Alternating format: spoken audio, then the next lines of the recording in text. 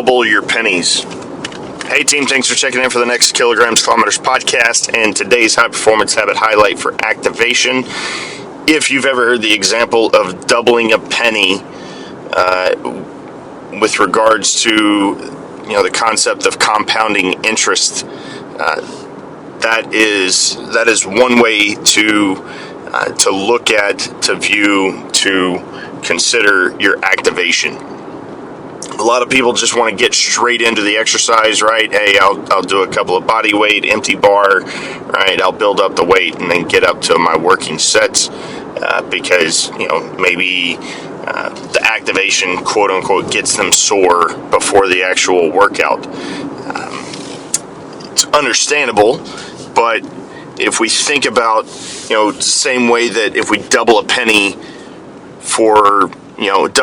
every day for 30 days, how you actually end up with, far greater value at the end.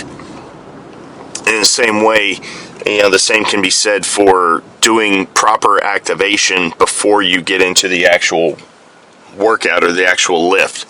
That the work that you do in that lift is now more efficient and more effective because you've got more engagement all the way through.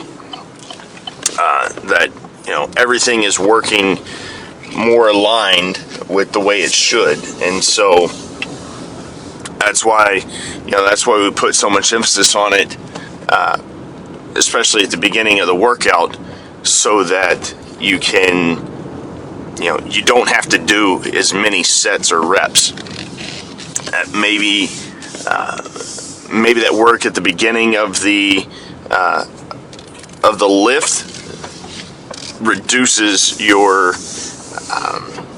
the pain, right, that you have, or maybe it helps you, let's say squats, for example.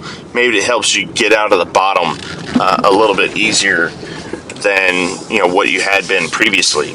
So just something to keep in mind, right? It's about just changing our mindset around it, and then hopefully